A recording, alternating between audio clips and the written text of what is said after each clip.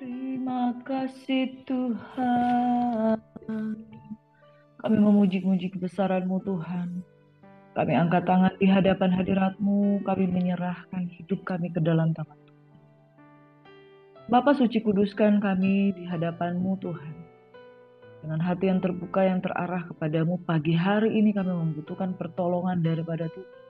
Kau yang menjaga hati kami di tengah-tengah angkatan yang bengkok hatinya, tetap menjadikan kami umat yang percaya, yang takut akan Tuhan, yang memelihara kebenaran-Mu di tengah-tengah kehidupan orang-orang yang tidak mengenal Engkau. Kami tetap setia dengan Engkau. Bapa di surga, di dalam nama Yesus Tuhan, kami menyerahkan aktivitas kami sepanjang pagi hari ini ke dalam tangan Tuhan yang penuh kasih. Urapi setiap kami Bapa, dan dalam nama Yesus kami siap untuk mendengarkan firman Tuhan. Haleluya, haleluya. Amin. Shalom, selamat pagi sahabat DCC yang diberkati oleh Tuhan Yesus Kristus. Kiranya Tuhan memberkati dan melindungi kita.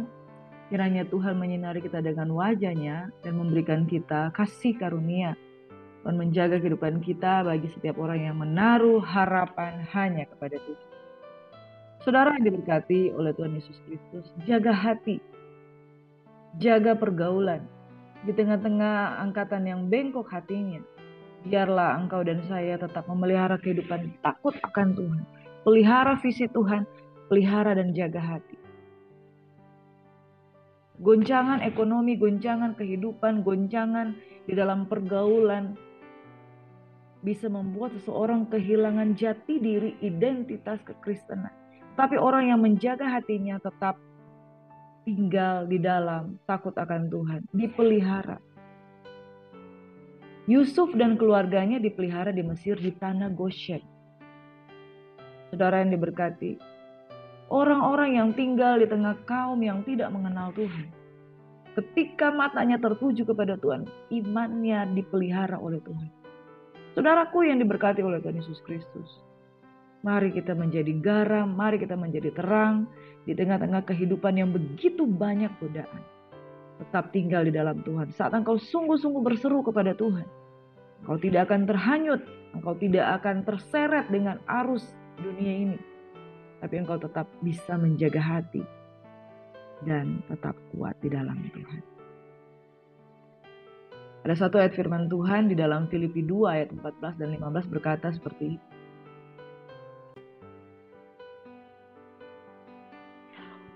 Ajakan untuk melakukan segala sesuatu dengan tidak bersungut-sungut dan berbantah-bantahan.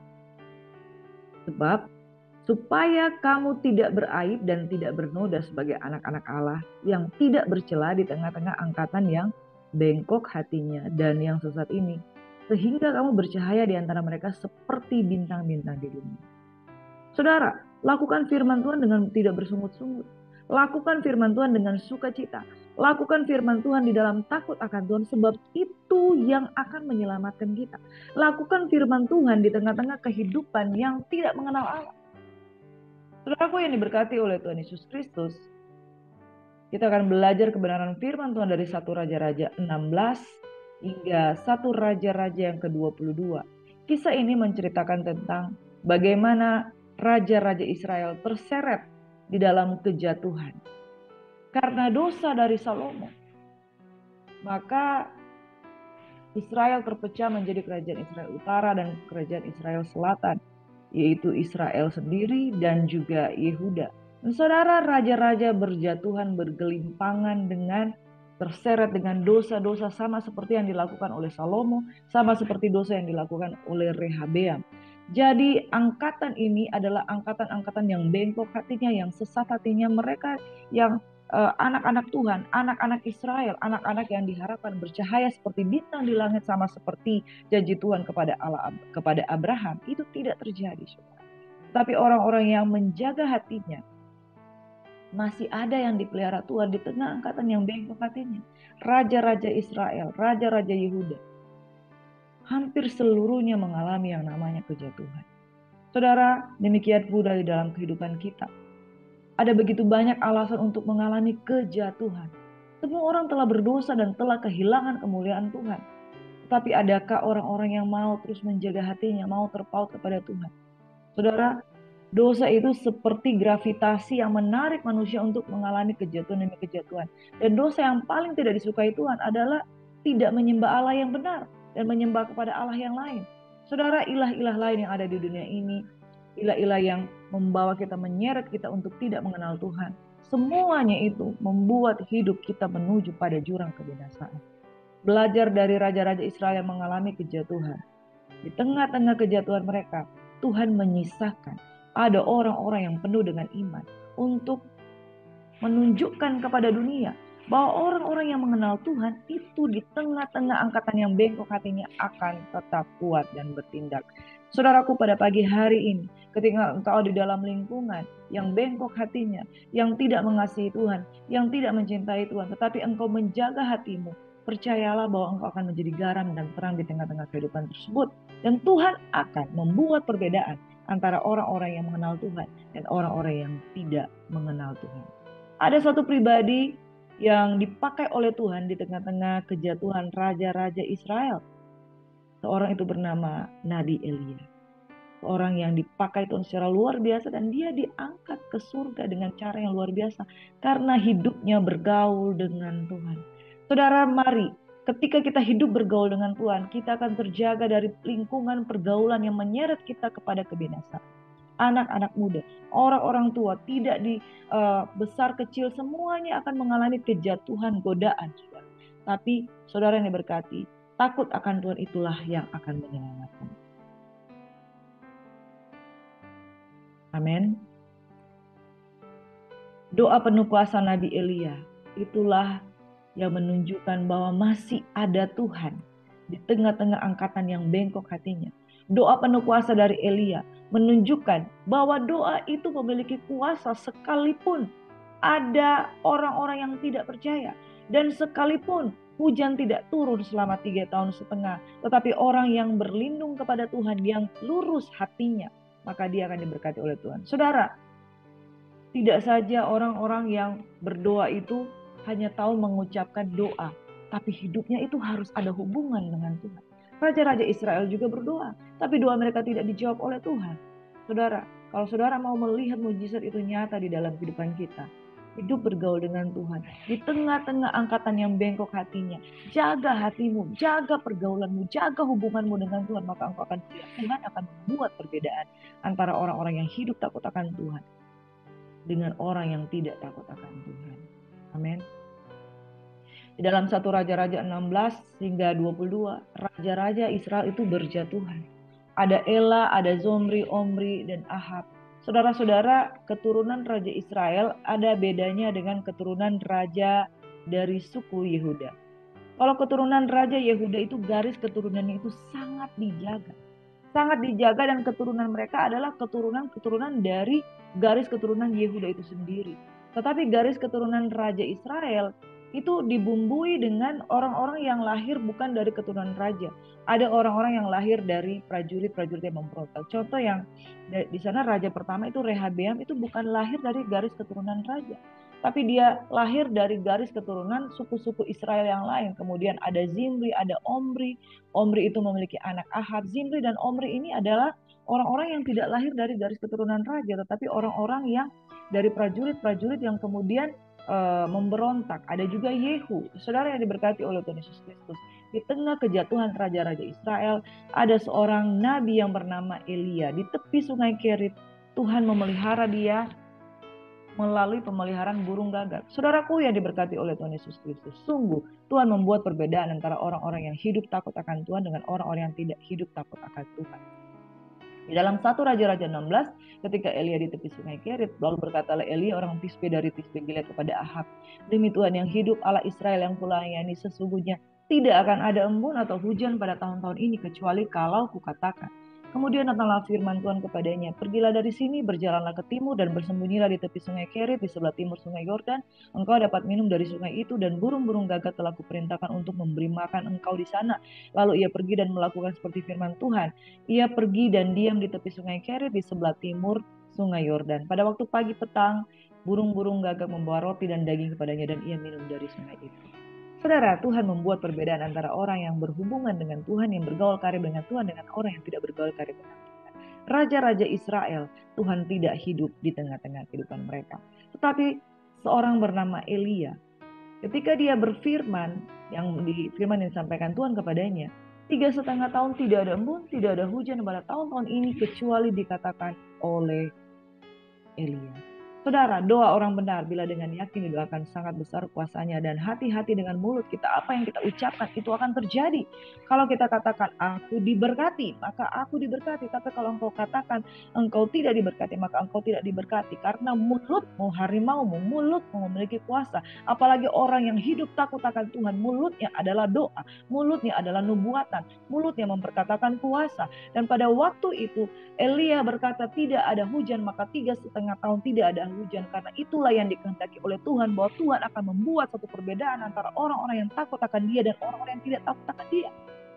Raja-raja Israel ditinggalkan oleh Tuhan oleh karena mereka tidak hidup benar di dalam Tuhan. Tapi ada satu pribadi yang dipakai oleh Tuhan. Saudara yang diberkati oleh Tuhan Yesus Kristus, ketika Elia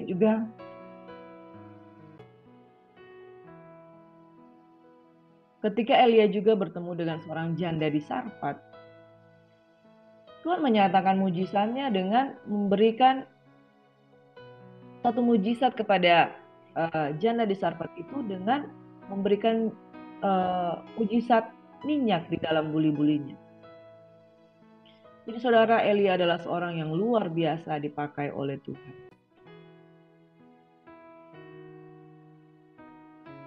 Lalu Elia menjadi seorang yang sangat-sangat dicari Ahab, karena Elia adalah seorang yang takut akan Tuhan. Dan Ahab pun mencari-cari Elia. Dia bertemu dengan Obadya, pegawai Ahab. Dan selanjutnya Elia pun bertemu dengan Ahab. Di pasal yang ke-18, Elia pergi ke Gunung Horeb, ke Gunung Karmel, saudara. Dan di sanalah terjadi mujizat yang luar biasa. Ketika Elia di Gunung Karmel, saudara, Ahab mengirim orang-orang ke seluruh Israel dan mengumpulkan nabi-nabi itu di Gunung Karmel. Ada 450 Baal pada waktu itu. Dan Elia mendekati seluruh rakyat itu dan berkata, berapa lama lagi kamu berlaku timpang dan bercabang hati? Kalau Tuhan itu Allah, ikutilah dia. Dan kalau Baal, ikutilah dia. Tapi rakyat itu tidak menjawab kesempatan. Saudara, kita harus bersyukur di dalam kehidupan kita kalau kita mulai bengkok hati kita, kalau kita mulai menyerong, lalu ada teguran dari Tuhan itu datang kepada kita. Saudara, ketika saya jatuh di dalam pergaulan anak-anak muda, di dalam waktu muda itu bergaul dengan anak-anak muda, lalu mulai menyimpang ke kanan dan ke kiri, lalu ada satu hamba Tuhan yang menegur saya, dan kemudian itu membuat hati saya tidak nyaman. Tetapi ketika membuat hati saya tidak nyaman, hal itu menggelisahkan saya, dan kemudian saya ingat akan Tuhan. Saudara, ketika engkau mulai bengkok hatimu, lalu teguran itu datang lewat firman Tuhan, dengarkanlah dia. Dan Elia ada di sana untuk menegur bangsa yang waktu itu sudah tidak lagi takut akan Tuhan. Mereka menyembah Baal-Baal yang pada waktu itu ada 450 Baal.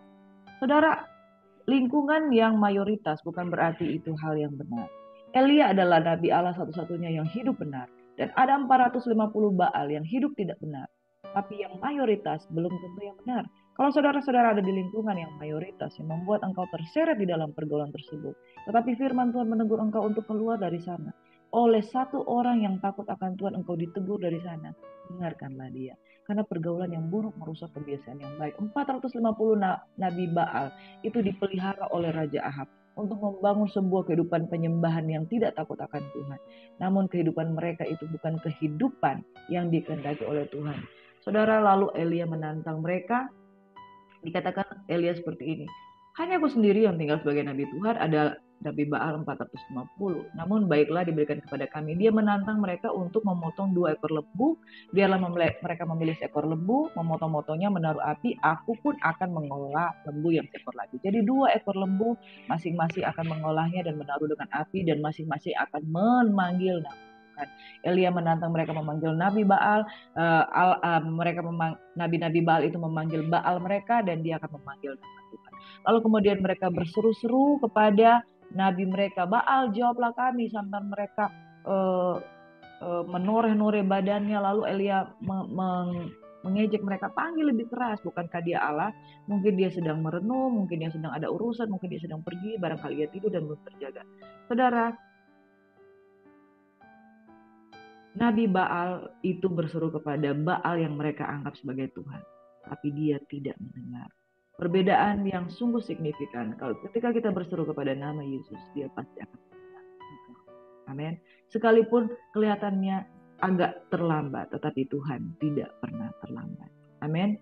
Saudara yang diberkati oleh Tuhan Yesus Kristus, mereka memanggil lebih keras lagi, menoreh-noreh dirinya dengan pedang dan tombak seperti kebiasaan mereka, melukai diri mereka, dan berteriak-teriak, tapi sehingga darah bercucur dari tubuh mereka, sehingga lewat tengah hari sampai pada korban petang, tidak ada suara, tidak ada jawaban, tidak ada tanda perhatian.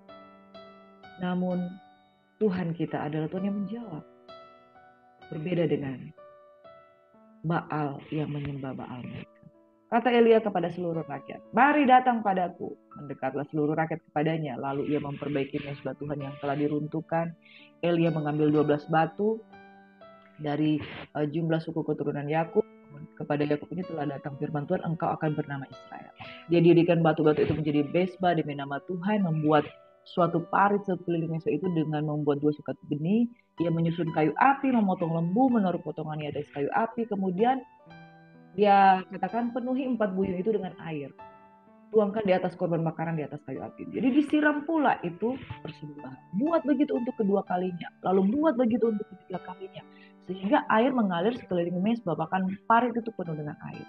Pada waktu mempersembahkan korban petang, tampillah Nabi Elia dan berkata, Tuhan Allah Abraham, Ishak dan Israel, pada hari ini biarlah diketahui orang bahwa engkau Allah di tengah-tengah Israel, dan bahwa aku ini hambamu, bahwa atas firmanmu aku melakukan segala perkara ini.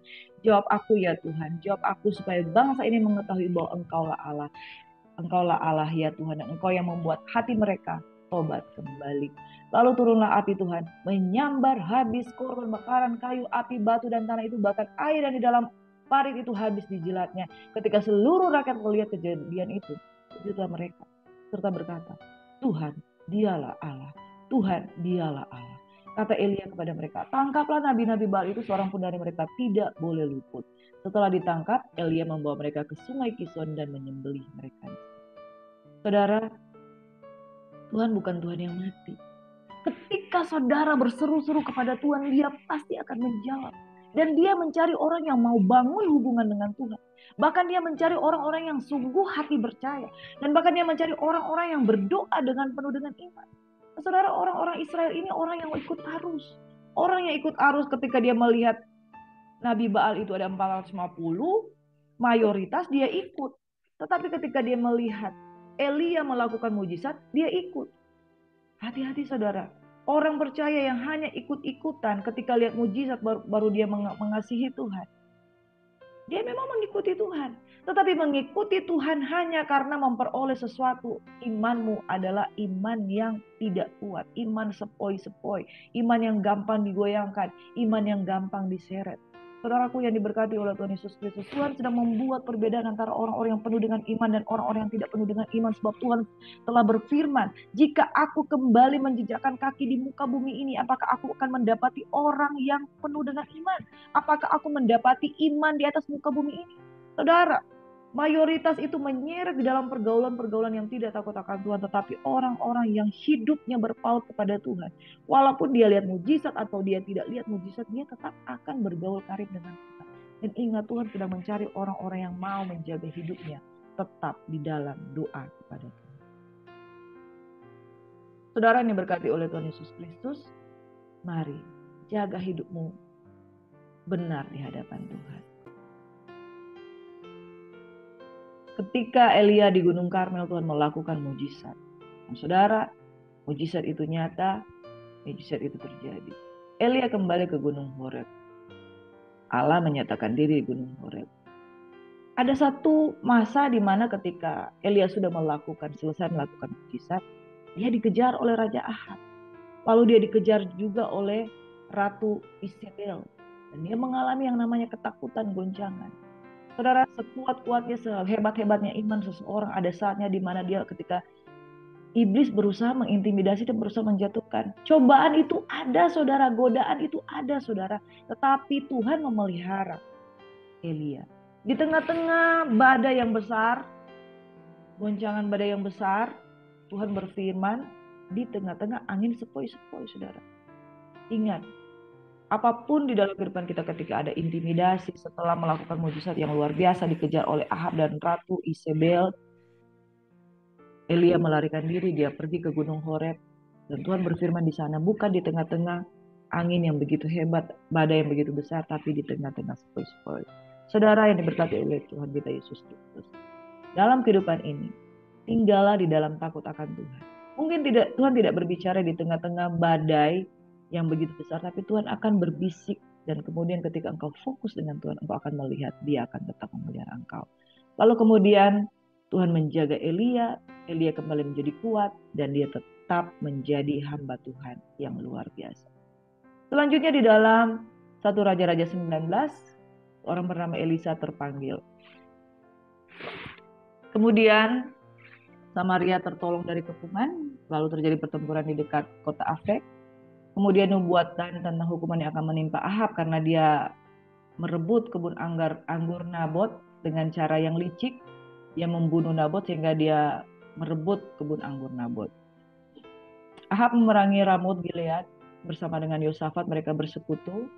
Kemudian Ahab beroleh kemalangan dengan meninggal dunia di dalam pertempuran. Selanjutnya ada Raja Ahasia, Raja Israel yang muncul setelah itu. Saudaraku yang diberkati oleh Tuhan Yesus Kristus.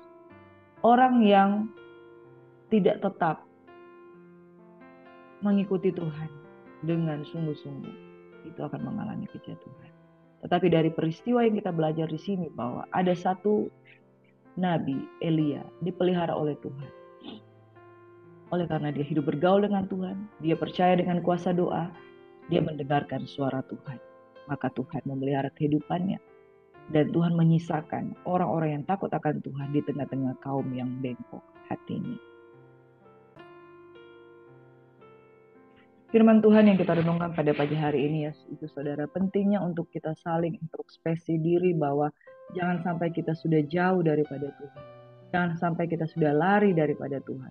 Doa yang dijawab adalah doa yang lahir dari satu hubungan karib dengan Tuhan.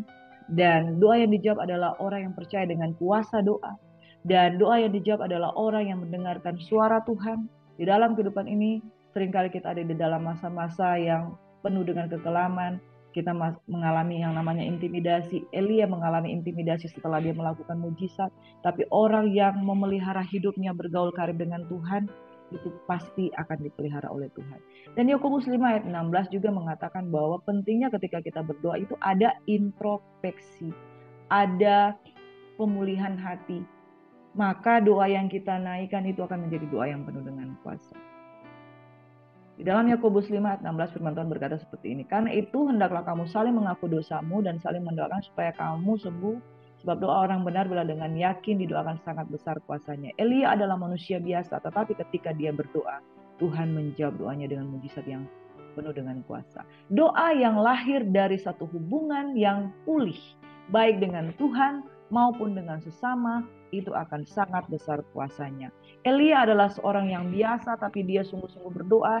Dia mengatakan satu firman daripada Tuhan 3,5 tahun, tidak terjadi hujan. Tetapi ketika dia berdoa dengan sungguh-sungguh, maka Tuhan menjawab doanya dengan memberikan hujan yang memberkati kehidupan mereka. Pentingnya ketika kita berdoa ada introspeksi, ada hubungan yang pulih antara kita dengan Tuhan, baik juga dengan bagi kita yang saat ini hubungan yang pulih dengan sesama.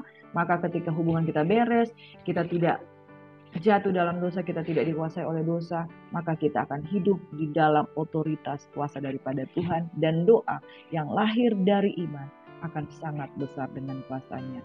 Doa yang penuh kuasa yang lahir dari dalam kehidupan Elia, oleh karena dia punya hubungan yang benar dengan Tuhan, oleh karena dia memiliki iman yang dengan doa yang penuh kuasa di hadapan Tuhan, dan oleh karena telinganya itu selalu mendengarkan apa yang menjadi perintah Tuhan. Ketika dia mengalami lemah, Tuhan bertanya, apa yang kau lakukan, Elia? Aku bekerja segiat-giatnya untuk Tuhan. Lalu Tuhan menghibur dia, jangan takut, jangan takut. Dan kemudian Elia kembali menjadi kuat. Saudara, kalau hari ini engkau menjadi lemah, ingat, hubungan dengan Tuhan akan yang kita hubungan dengan Tuhan yang pulih, hubungan dengan Tuhan yang kita membereskan dosa-dosa kita, hubungan dengan Tuhan yang kita bereskan dosa-dosa kita dengan sesama kita akan membuat kita kembali kuat dan doa kita didengar oleh Tuhan. Tuhan kiranya memberkati kita pada pagi hari ini. Tetap kuat, tetap semangat. Tuhan Yesus memberkati kita semua. And God bless you. Mari kita satu dalam doa. Bapa di surga, biarlah kami menjadi angkatan yang tidak bengkok hatinya di tengah-tengah kaum yang sudah menjauh daripada Tuhan. Kami tetap percaya sekalipun kami mungkin adalah kaum minoritas, ada begitu banyak orang yang sudah meninggalkan Tuhan, tetapi kami berdoa bahwa kami adalah orang-orang yang menjaga hati kami di tengah-tengah angkatan yang bengkok hatinya. Bapa di surga, sekalipun ada masalah, ada tantangan dalam kehidupan kami tidak mau menjadi seperti angkatan-angkatan yang lain yang meninggalkan Tuhan, tetapi kami mau terus tetap menjaga iman kami. Kami mau terus menjaga iman kami seperti Elia menjaga hidupnya bergaul karib dengan Tuhan, sehingga doa yang lahir dari iman itu akan sangat besar kuasanya. Kami berdoa pada pagi hari ini, kuatkan iman kami, teguhkan hati kami. Ketika kami bergaul dengan Tuhan, maka kami dipulihkan. Dan ketika kami dipulihkan, maka kami dapat berdoa, dan kami dapat melihat bahwa Tuhan adalah Tuhan yang menjawab doa. Terima kasih Bapa di surga, Engkau kiranya menjawab, memberkati doa-doa umat-Mu yang setiap hari, siang, dan malam berseru kepadamu. Kiranya Engkau yang menjawab doa-doa mereka. Di dalam nama Yesus Tuhan, kami percaya kami dipulihkan, kami percaya hari ini kami diberkati, kami percaya hari ini kami lebih kuat, kami percaya hari ini keluarga kami boleh menjadi keluarga yang takut akan Tuhan. Di dalam nama Yesus, kami mau menjalani kehidupan kami dengan rasa syukur oleh karena Tuhan ada di tengah-tengah kehidupan kami. Terima kasih Bapak di surga, kami sambut berkat-Mu pagi hari ini dengan ucapan syukur. Di dalam nama Yesus kami berdoa. Haleluya. Shalom, selamat beraktivitas pada pagi hari ini. Tuhan Yesus memberkati kita semua. And God bless you. Shalom.